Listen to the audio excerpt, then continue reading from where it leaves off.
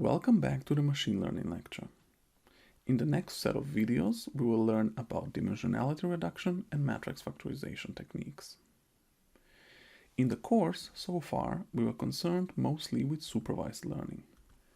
We were given a labeled dataset, that is, a set of instances with their features xi and their labels yi, and we were trying to learn a model which accurately predicts the labels given the features.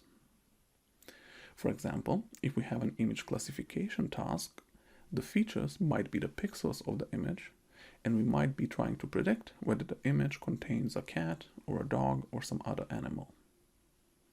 We looked at several different kinds of models. We looked at probabilistic models, which model the distribution of the labels y given the input x. Some examples were logistic regression and linear discriminant analysis. But we also looked at deterministic models, which directly learn a function which maps from the features to the label. And some examples here are support vector machines and the perceptron model. If the output, if y was discrete, that is, if we're trying to predict whether the input belongs to one of several classes, then we called this classification. But if the output y was continuous, that is, a real number, then we called this regression. In both cases, classification and regression, we were given a labeled dataset.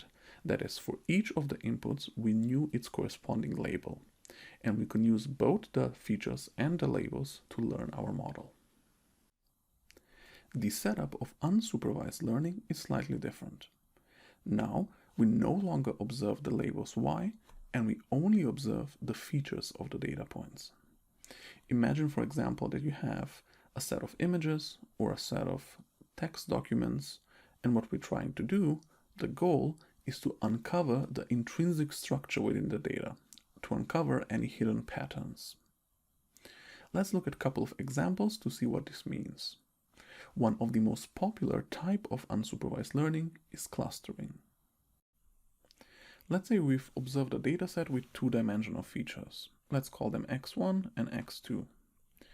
And because the data is two-dimensional, we can just plot it and have a look at it. If we do this, in this example, we will immediately see that there is some structure in the data. We see three sets of data points which somehow seem to belong together. So this set, and this set. And if we look at these sets, these groups of data points, we see that these data points, which belong to group 1, are somehow similar to each other, but they are different from the data points which belong to group 2. And the same is true for group 2. The data points within the group are similar to each other, but dissimilar from the other groups. And the same is true then for group 3. Because the data was two-dimensional, we could plot it here and have a look at it and automatically, or manually, find these groups of data points. And the goal of clustering is to do this automatically. So given a data set, which could be high-dimensional, the goal is to automatically partition all of the data points into a set of clusters, such that the data points that belong to the same cluster, to the same group, are similar to each other, and dissimilar from the data points in the other clusters. So one thing here which you should be careful compared to classification. So in classification, the label, so class 1 was different from class 2, because class 1 means cat and class 2 means dog. But here in clustering, the class number doesn't really tell you anything, because we could have just as easily called this cluster A, cluster B, and cluster C, or called it cluster 2, 3, 1. It doesn't really matter. The only thing that matters in clustering is that we have a set of groups, and the data points within one group are somehow similar to each other. But the actual label 1, 2, or A or something for this cluster doesn't really matter. So just be careful here in comparison with classification. So for example, if we have image data, the goal might be to group images who visually look similar into the same cluster. Or if we have news articles as our data, we might want to group articles which discuss the same topic. Another way to think about this is in terms of the generative process behind the data. For example, maybe the way the data is generated is that for each data point, for each I, we first sample the latent state zi from some prior distribution p of z, and then based on the latent state, we sample the features from a different distribution p of x given zi. Maybe the latent state is the cluster indicator, which can be, let's say, 1, 2, or 3. And then we have 3 different p of x given zi equals 1, p of x given zi equals 2, and p of x given zi equals 3. And in our case, we only observe the features xi. We don't observe the latent state. And this might be the goal. The goal might be to estimate the latent state, because this will tell us something interesting. If we know that a data point belongs to some cluster, we can treat it similar to the other data points which belong to that cluster. So let's say these are customers, and we want to group our customers into 3 or more groups, and in order to provide them with different offers. And of course, the latent state could also be more complicated. It doesn't have to be a single number. It doesn't have to be a cluster. It could be also a 5-dimensional vector, and features might be 100-dimensional. But in general, we might have this hierarchical structure where we first sample the latent state, and then we sample the observed features, and we only see the features, and we're trying to estimate the latent state. A different kind of example of unsupervised learning might be directly modeling the distribution of the data. So let's say again we have some 2-dimensional data, and we've observed some data points.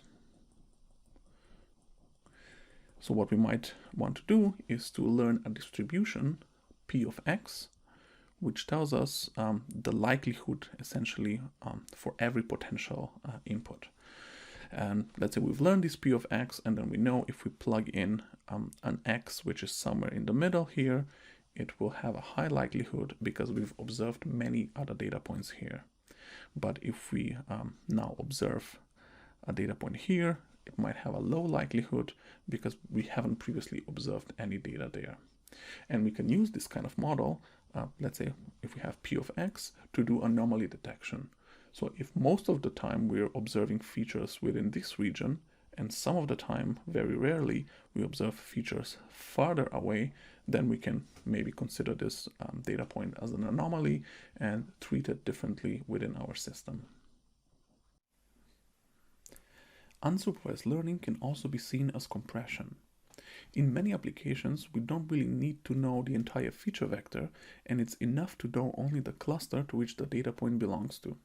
So what we can do is we can run a pre-processing step where we cluster the data, then we forget the features and only remember the cluster indicators, and we continue with our downstream application task.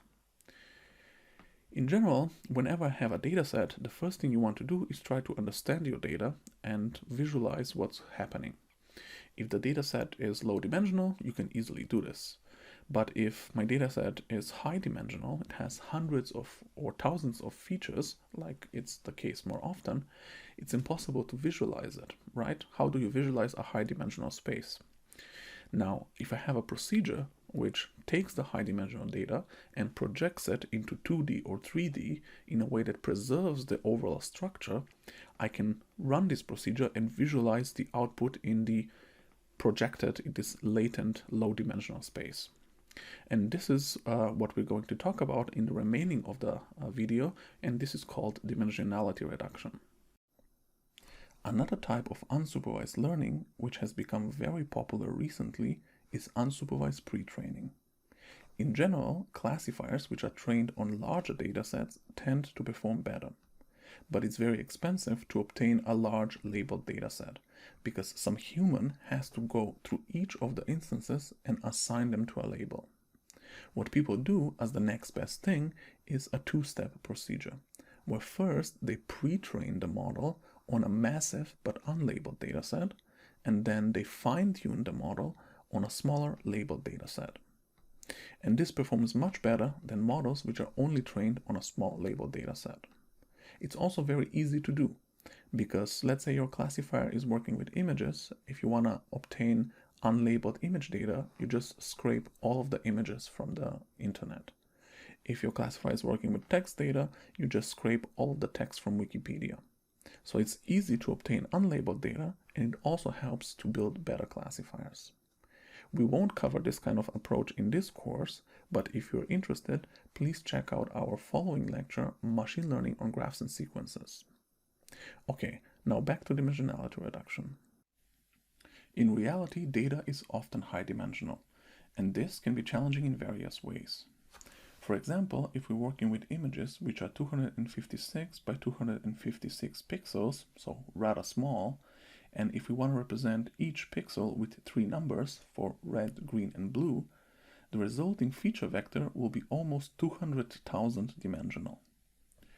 So when we're working with high-dimensional data, even simple computations can be expensive. For example, computing even the Euclidean distance between two vectors in high-dimensional space might already be very expensive. On top of that, when working with high-dimensional data, often we run into a problem which is known as curse of dimensionality. Let's illustrate this on an example to see what it means. Let's start in 1D and assume that we have data points which are between 0 and 1. And the goal here is to estimate a probability distribution for the data. So let's say we want to estimate something like this, where we know that the data points which are over here are very likely, and the data points which are over here are less likely. So one simple way to do this would be to divide the line into k segments, k bins, and then simply count the number of data points which land into each bin. So think of a histogram which has been normalized. And so far so good, so this seems to work in one dimension. What happens if we repeat the same approach in 2D?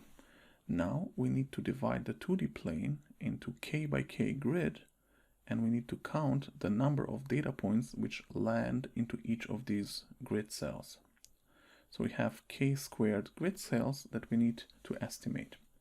And then if we keep going, when we get to a d-dimensional data space, we need to estimate how many data points land into k to the power of d cells. And in order to get a good estimate, we would hope that there are at least a couple of samples into each of those cells in order to be confident that the number which we're estimating actually represents the underlying data distribution.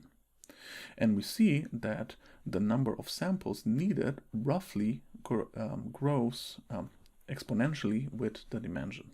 And this is a problem.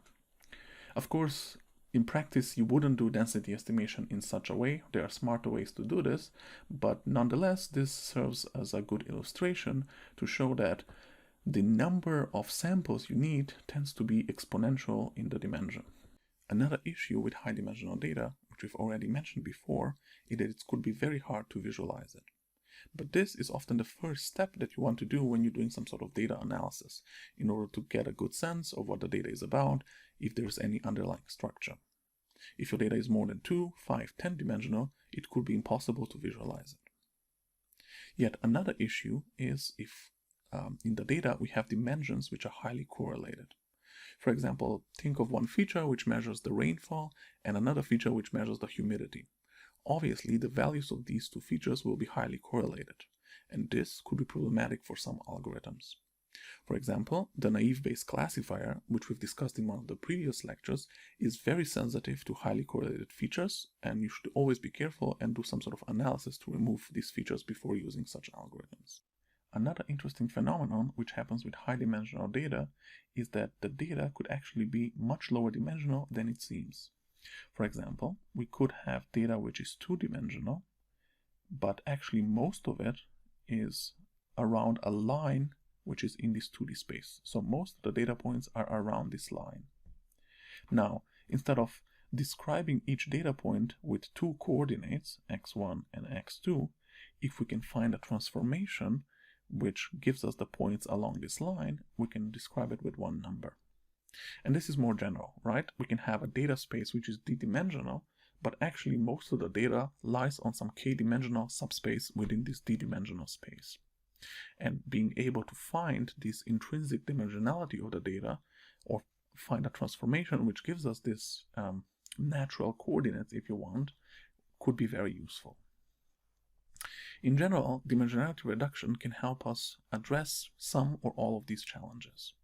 And the benefits beyond computational or memory savings could be also that we actually learn something new about our data, like finding the intrinsic dimensionality. It could be that we reduce the noise. So you can imagine that you have a high dimensional feature vectors. There's many more opportunities for noise to come in. But if we can manage to reduce the dimensionality, we can also potentially reduce the noise in the data. One of the simplest ways to do dimensionality reduction is via feature selection. That is, you simply decide that you're going to keep a subset of the features and you're going to discard the rest. The trick, of course, is knowing which features to keep, which are the relevant features, and which ones you should discard.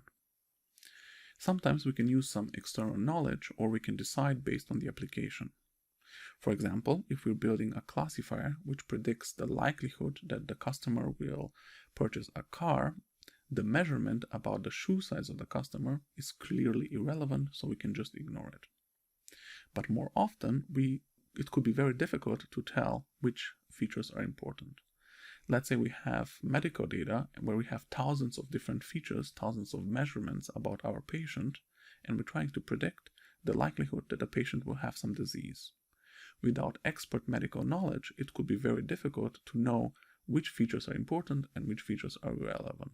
We can also use heuristics to decide which features we keep and which features we discard. One reasonable heuristic, for example, is to remove features which have low variance.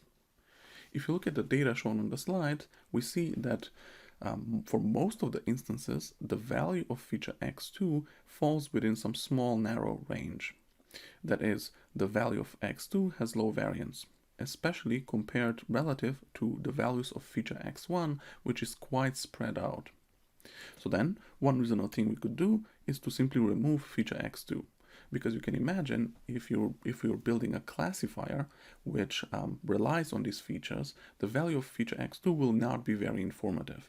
It will not give you much additional information compared to, let's say, the value of feature x1. In general, we have to be careful because even though some features might be uninformative on their own, if you look at them one by one, taken together, they might become informative because they have some correlations. Let's look at another example. On the left plot, we have the data from before. Here, we can also notice that x1 is not correlated with x2. That is, as we increase the value of x1, the value of x2 stays roughly within the same range. And because x2 has low variance compared to x1, we could use our heuristic and remove it. But now let's look at the second plot. Now, x1 and x2 are correlated. As we increase the value of x1, the value of x2 also increases. And now if we also look at the variances, the variance of x1 is roughly the same as the variance of x2. So on the left, we could find a low variance features, but on the right, we couldn't. This is not ideal because if you look at the two data sets, they basically represent the same data. So you could see that the plot on the right is just a rotated version of the plot on the left. It essentially represents the same data, but in a different coordinate system. And the computation of the variance is dependent on which coordinate system we're in. This is not ideal. Ideally, we want to capture the intrinsic variance within the data in a manner which is independent of the coordinate system we're in. So let's see what happens if we can find a transformation which reveals the appropriate coordinate system to work with. So in the example, we've started with the data on the right, where two features were correlated, x1 and x2, and now we found some transformation of the coordinate system, and we have the new features x1 and x2 prime. So now in the new coordinate system, we see that again, x1 has high variance and x2 has low variance, so we can simply discard x2. So this is what we're going to do. We're going to specify a procedure which automatically finds the correct transformation of the coordinate axis, which reveals the intrinsic variance within the data. So how do we transform the data to a different coordinate system? Well, we have to do a change of basis, which means that we have to apply an orthogonal linear transformation. So what is an orthogonal linear transformation? Intuitively, what this does is it preserves the inner product, the dot product between vectors, which in turn also means that the lengths of the vectors and the angles between the vectors are preserved.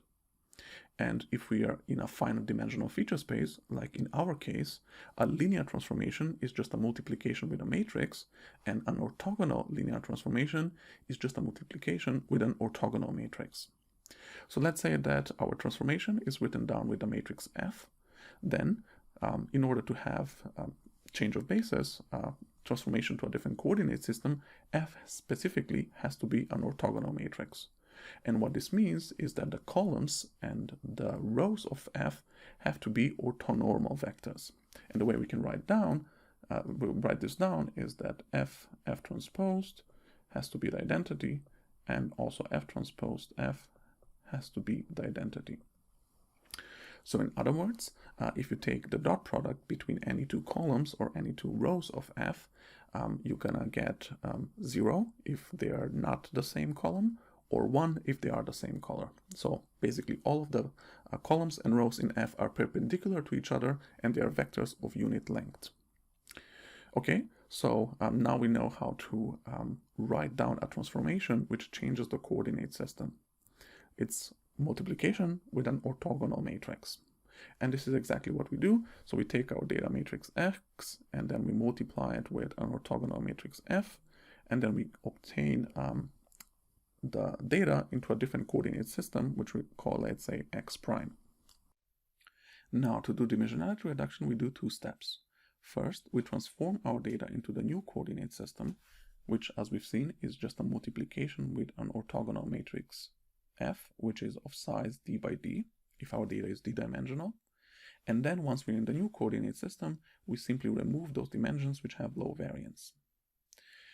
Something to note here is that if we already know which dimensions we have low variance in the new coordinate system, let's say we know that dimension 5 and 10 will be those of low variance, then what we can do is we can remove columns 5 and 10 from the matrix F, and then multiplying with this new F, which is now of size d by k, where k is something smaller than d, will automatically do both steps. It will automatically transform the data in the new coordinate system and discard the respective dimensions.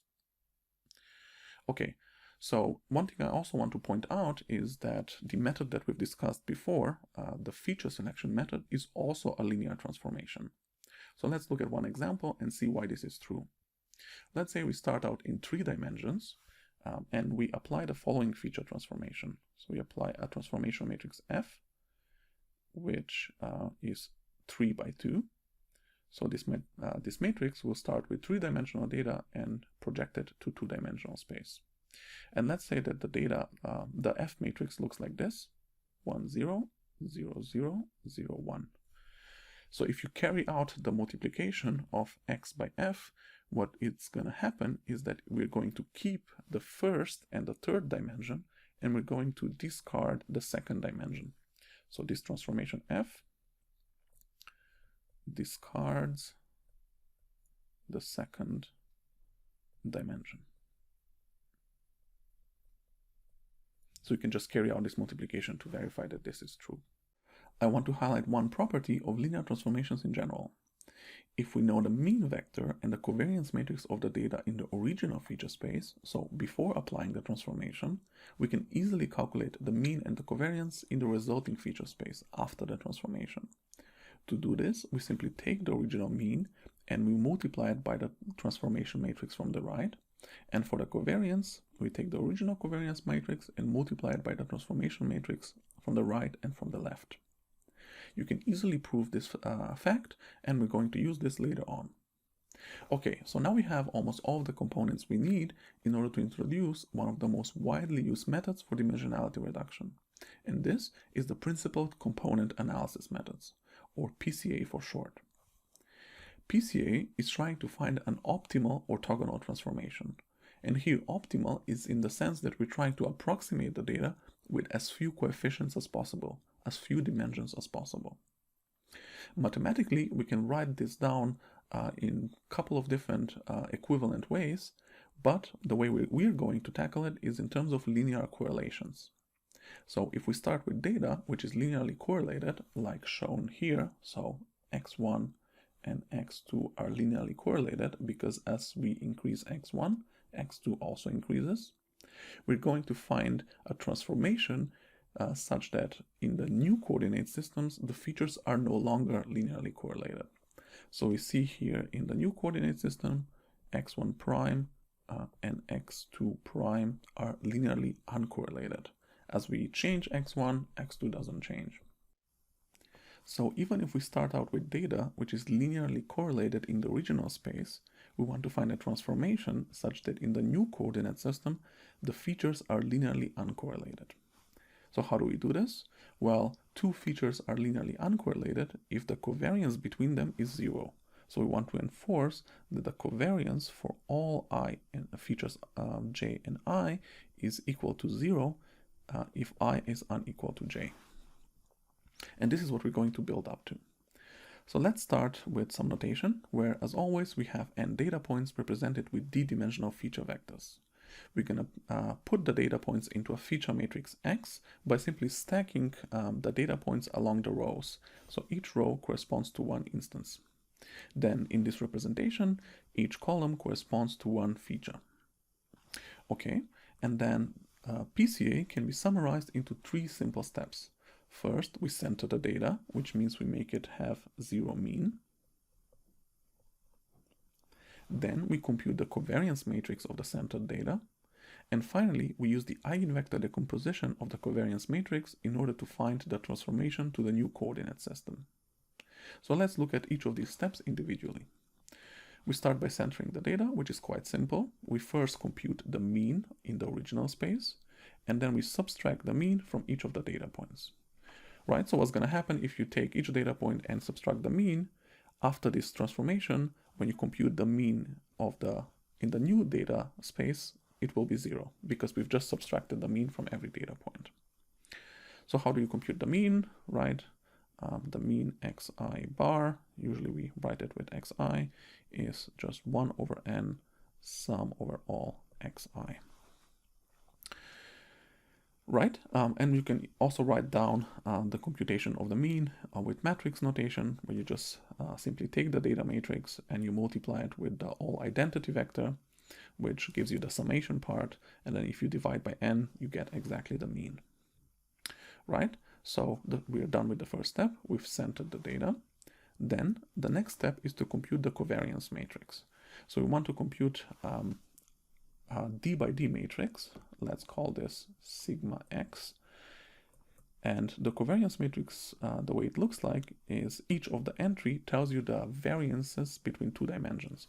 So entry ij over here is the covariance between feature I and feature j. And the entries of the diagonal, those are just the variances. So the entry here is variance 1, 1, and so on down the diagonal. Okay, one point of notation here, we actually note sigma of x tilde here because x tilde is the data after centering.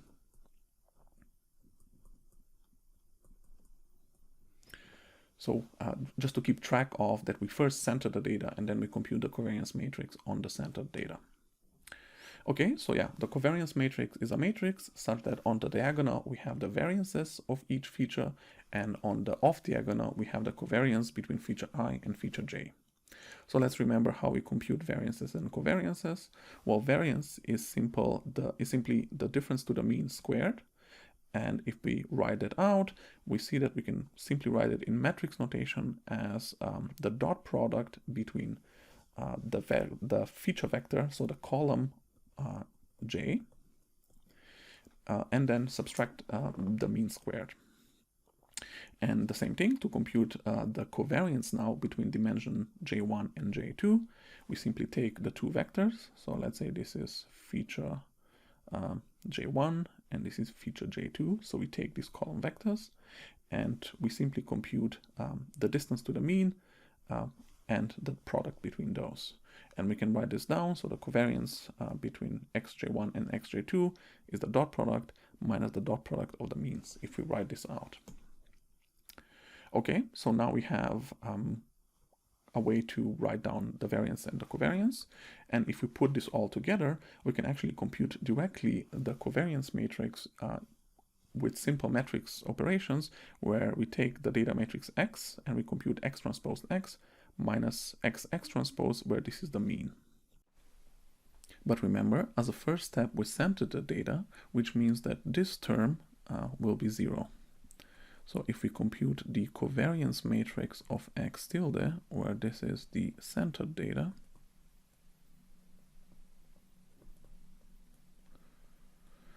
this will equal 1 over n X transpose X, because the mean vector will be 0, and then 0 times 0 transposed is 0, so we can just ignore it.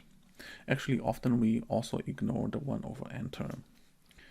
Okay, so let's maybe give you some intuition of what kind of data corresponds to different kinds of covariance matrices. So let's say we have a 2D 2x2 covariance matrix that looks something like this, 1, 0, 0, 1. So the variances are 1 and the covariance terms are all 0. So this kind of data will correspond to something like this. So we see that the amount of variation in one dimension is roughly the same as the amount of variation in the other dimension. And we also see that there's no correlation. So this looks like a Gaussian, which is isotropic. If we have a covariance matrix, which is something like this, let's say we have 4, 0, 0, 1, then the data might look like something like this, where we have now a lot more variation in the X direction compared to the Y direction. So it looks something like this, so like an ellipsoid. And we can read this off from the covariance matrix, that the variance in dimension X is 4 times higher than the variance in dimension Y. So if this is X, Y, X, Y. And similarly, if we have it the other way around, so if we have a covariance matrix that looks something like this, so 1, 0, 0, 4, now the variance in the Y direction is much larger, so the data will look something like this. And if we have correlation between the data points, so if we have a covariance matrix which is, I don't know, 1, 1, 1,5, 1,5, then we'll have essentially an ellipsoid which is tilted. So now we see that X and Y are linearly correlated, and we can read this off from the covariance matrix by seeing that we have non-zero off-diagonal terms. Okay, so in general, whenever you have some data matrix, it's very unlikely that the covariance will look like this. So it's very unlikely that all of these terms will be some number and all of these other terms will be 0. But that's exactly what PCA is trying to do. It's trying to take a covariance matrix that looks like this and find a transformation such that in the new coordinate system, the covariance matrix looks like this. In general, if we have some data set and we compute its covariance matrix, it's going to have non-zero values almost everywhere. Now, again, what we're trying to do is we're trying to find a transformation into a new coordinate system such that the covariance matrix will have non-zero values only on the diagonal, and it will have zeros everywhere else. And in order to do this, we're going to take advantage of the spectral decomposition of the covariance matrix.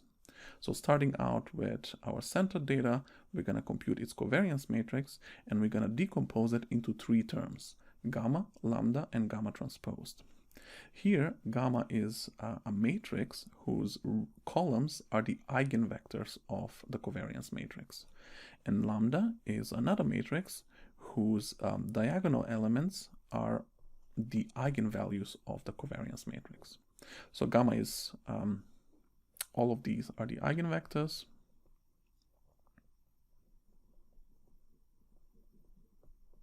Of sigma, and lambda is a diagonal matrix, and the elements on the diagonal are the eigenvalues of sigma.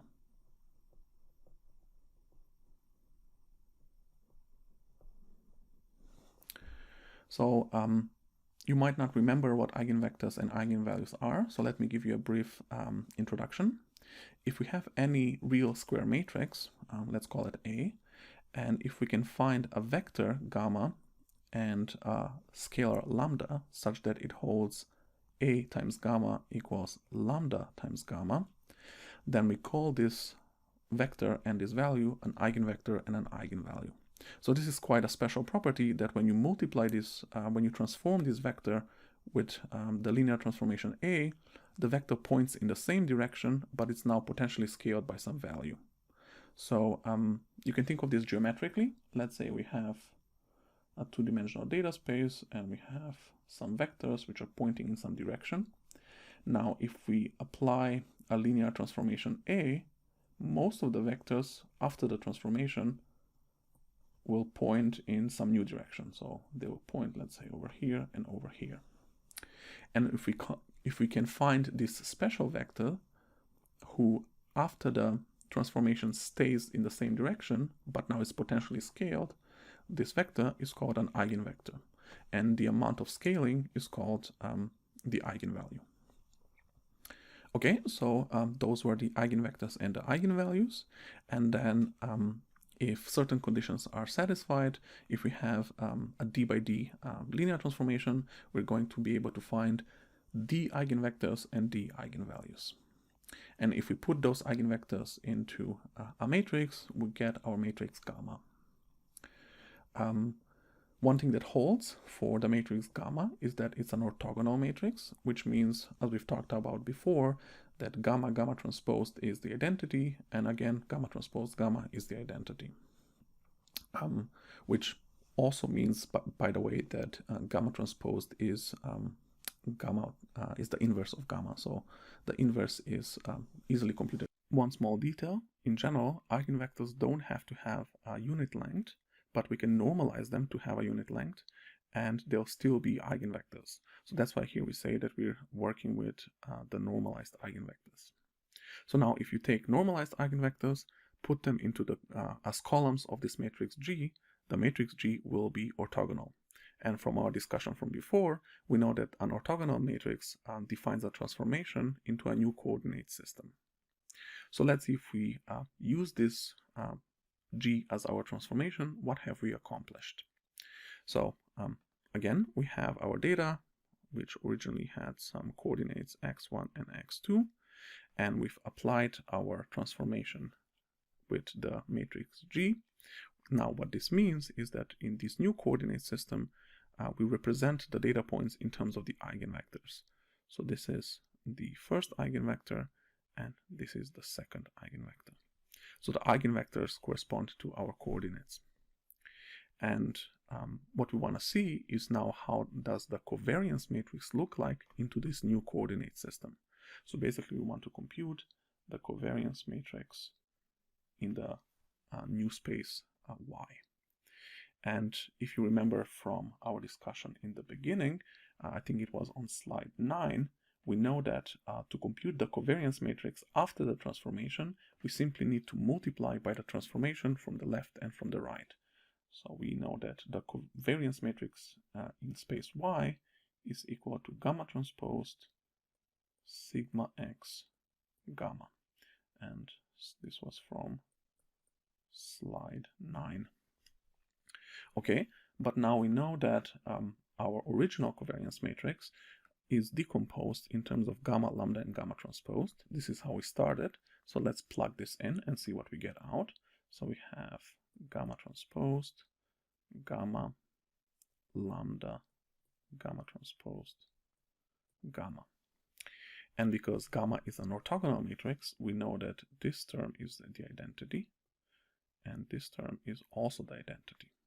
So the only thing we're left with is lambda. And lambda, as we've just discussed, is a diagonal matrix which has only non-zero elements on the diagonal, and these are exactly the eigenvalues. So that means that the covariance matrix in the new transform space is exactly diagonal, so there's no correlation between the dimensions, and moreover, the variances are exactly given by the eigenvalues. So the variance in this direction is given by lambda 1, and the variance in this direction is given by lambda 2. Okay, so this accomplished exactly what we wanted. We were able to come up with a transformation such that in the new space, the covariance between any two features is 0, because this is a diagonal matrix, and the variance is equal exactly to the eigenvalues. How are we finally going to do dimensionality reduction with PCA?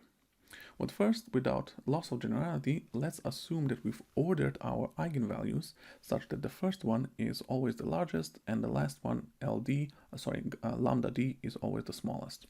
So if we think of our eigenvalue matrix, the first one is the largest, let's say it's 10, then the next one is smaller, maybe 7, 1, 0,1, and so on. Now, if we think about what this looks like in terms of the matrix of eigenvectors, gamma, then we know that the first column corresponds to the first eigenvalue, which means the first column corresponds to the eigenvalue which is largest, then the second column corresponds to the next largest eigenvalue, and so on. Now, in order to do dimensionality reduction, we're going simply to keep only those dimensions which correspond to the k largest eigenvalues. So we're going to keep only lambda 1 until lambda k. And as we've discussed in one of the previous slides, in order to do this, we can simply keep the first k columns and ignore the rest. And we call this matrix where we keep the first k columns G truncated.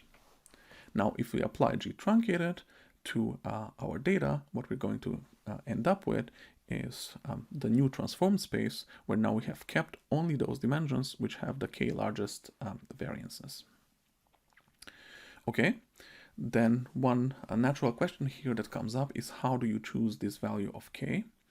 And we can have a simple heuristic where we say we're going to keep those dimensions which explain 90% of the variance, or 90% of the energy is sometimes also referred to. Or in other words, if we sum up all of our k chosen eigenvalues, we want this sum to be at least 90% of the total sum. So we want to preserve 90% of the variance. And we're going to choose the smallest k that ensures this. One more observation here. This entire time we're working with the centered data x tilde, which has 0 mean, but sometimes we might actually want to get the mean back because it might be informative.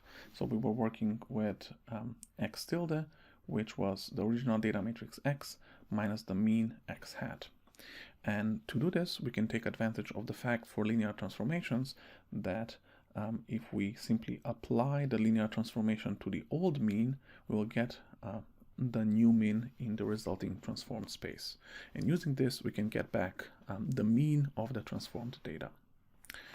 Okay, so now let's see what is the complexity of this entire approach. We see in general that it depends on the number of data points n and also on the dimensionality. And it could be potentially very expensive, especially if we have high dimensional data, because in order to compute the eigenvalue decomposition of the covariance matrix, we need O of d cubed operations. And all of these other operations, such as computing the covariance matrix and projecting, are slightly cheaper, but they also depend on the dimensionality of the input data. But what we've talked about on the previous slide is that we often don't really need all of these eigenvectors, right? We might only care about the k first eigenvectors. In fact, if you look at the eigenvalues of some empirical data matrices, the way they're going to look like often is, let's say this is the index and this is the eigenvalue. They're going to look something like this, where we have that the first couple of eigenvalues are quite large, but the rest of them are 0. And if we anyways only care about the first couple of eigenvalues, there's no necessarily a good reason why we should first compute all of them, compute all of the eigenvalues, compute all of the eigenvectors, and then simply ignore most of them, right?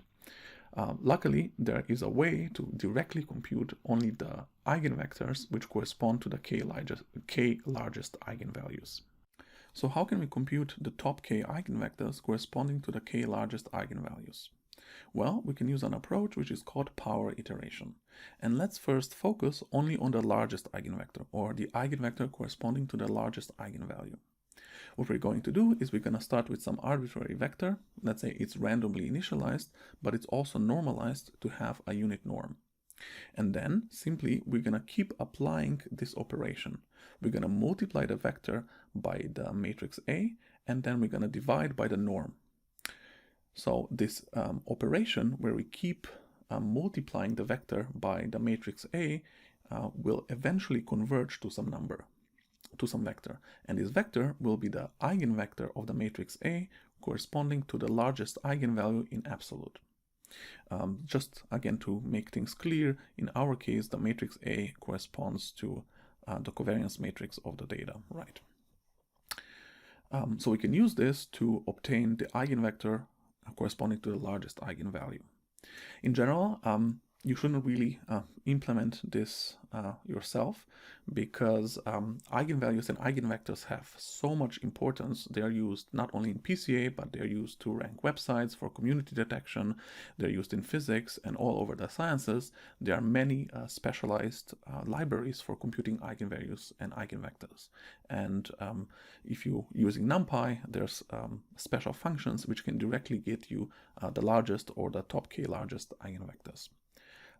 But this gives you an idea that most of these methods actually computed with a fancier version of power iteration, which repeatedly basically multiplies the starting vector v, which is some random vector, with the matrix A of which we want to compute the eigenvectors.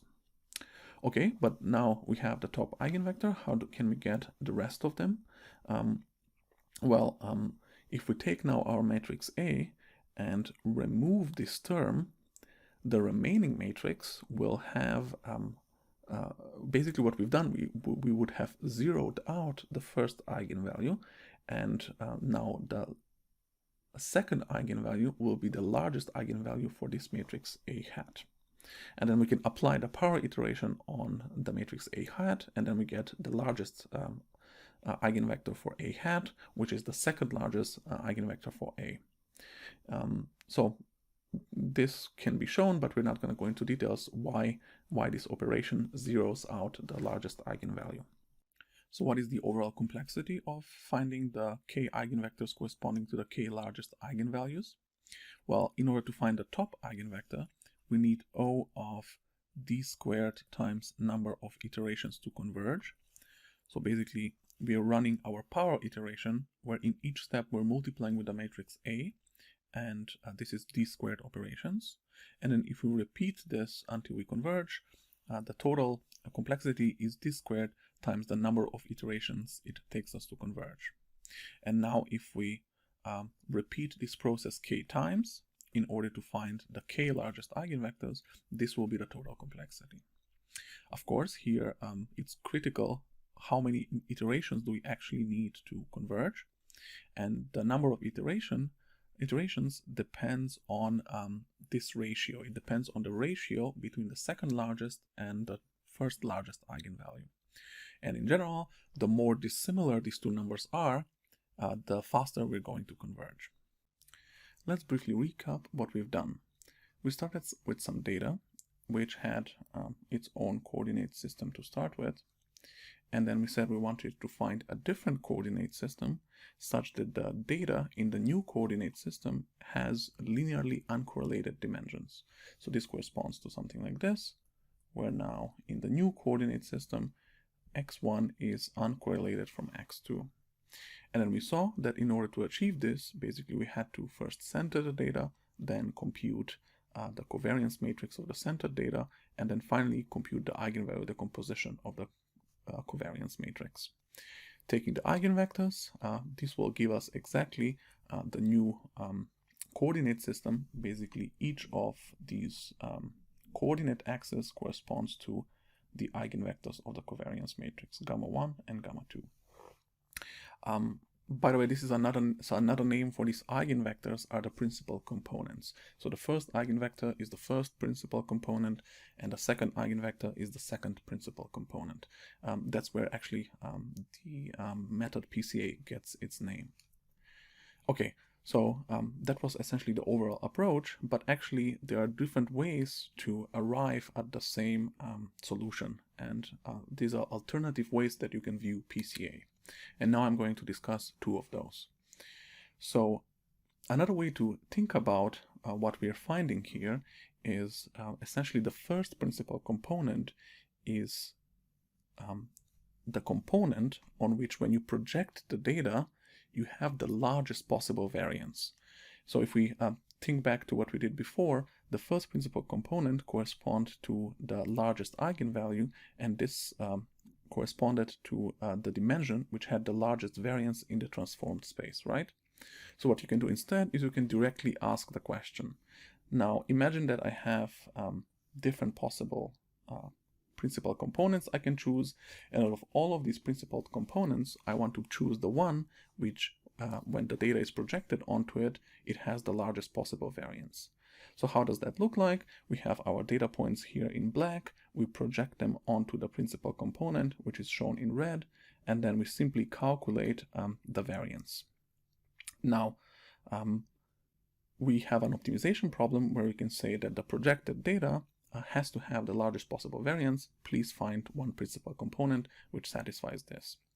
What is also equivalent to finding the principal component with the largest variance is finding the principal component such that the projected distances to this component, the residuals, so these are the residuals, are minimized. So in another sense, we want to find a line which gives us a good fit, and basically it minimizes the amount of distance we have from the data to the projected line. And actually these two formulations are also equivalent, because if you think about what's happening, we have our data point over here and we're going to project it down to the principal component. But this is just a triangle with a 90-degree angle, right? So we can apply the Pythagorean theorem, and it holds that d3 cubed equals d1 cubed plus d2 cubed. And the first number is just fixed. This is the variance in the original space, and then we can either maximize this part or minimize this part, and we're going to get the same solution. So in one of the in-class exercises, we're going to specify exactly how do you write down this optimization problem where you find the vector which maximizes the variance when the data is projected onto it, or equivalently minimizes the residuals. And you'll see basically that the solution to the minimization problem or maximization problem is the same. It's again the eigenvectors of the covariance matrix. Okay, but having now this final third view in mind, where we're finding essentially a vector which minimizes the residuals, this looks a lot like regression, right? If you think back to some of the slides that we've discussed in the previous lectures. You have to be here a bit careful because there is a difference between Pca and regression, and we can visualize this on the following picture. So as I said, Pca essentially, or the first principal component, finds the line such that the Euclidean distance from the data point which is projected down to the line is minimized. What happens is in regression is similar but slightly different. And we have two different scenarios. So if we're trying to predict x based on y, so this is our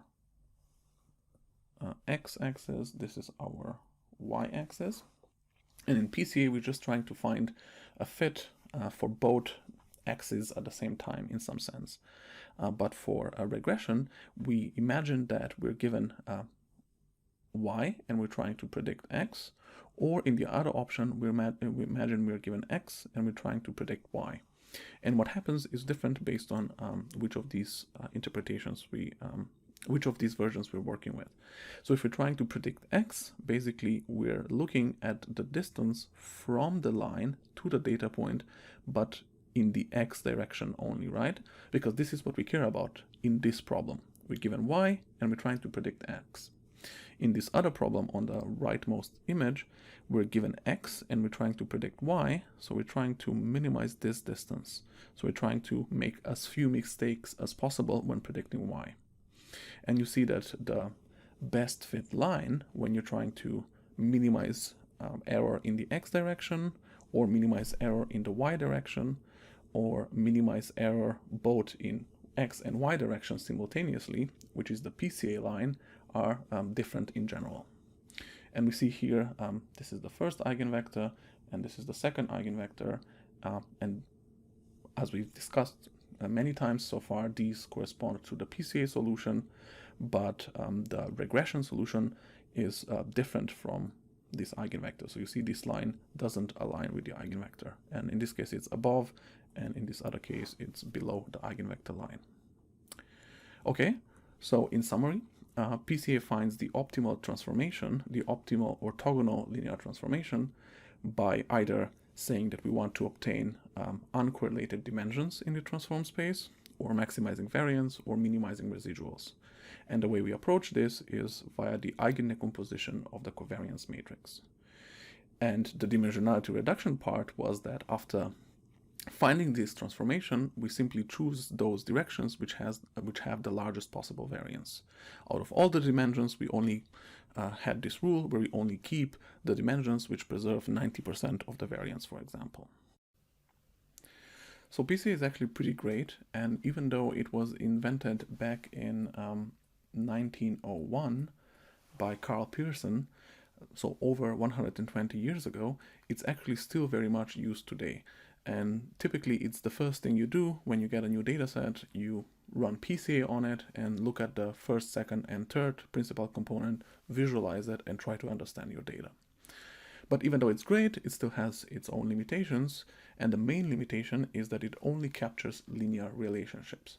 This was the definition, right? We wanted to find a transformation such that the data is linearly uncorrelated. What's going to happen if we have data which has nonlinear relationships? Let's say our data looks something like this. So we have some nonlinear relationship between x and y. The principal components are still going to maximize the variance, but they're going to look something, this would be like the first principal component, and this would be the second principal component. So you see, this doesn't really capture the intrinsic relationship of the data. Ideally, we would like to find this line over here, and not just the best fit linear fit. And we can do this, and one extension which does this is called Kernel Pca. And the trick is similar to what we've done in the support vector machines, where we reformulate the PCA problem into a formulation which depends only on the dot product between the instances xi and xj, and then we replace the dot product with a certain kernel. And based on the choice of the kernel, we're going to capture different properties. Of course, then we also lose a little bit of interpretability, because the beauty of PCA is exactly we know what's happening. We're capturing the dimensions with the largest variance. There are also other variants of PCA, where we have robust PCA or sparse PCA and so on. So there's thousands of different extensions of PCA, and depending on the application, one or the other might be more relevant. But of course, we don't have really too much time to cover all of these. Okay, so that was it for this video. We've discussed principal component analysis, which was one of the most commonly used dimensionality reduction methods. And in the next videos, we're going to continue with support with singular value decomposition, which, as you'll see, turns out to be very similar to PCA. Thank you.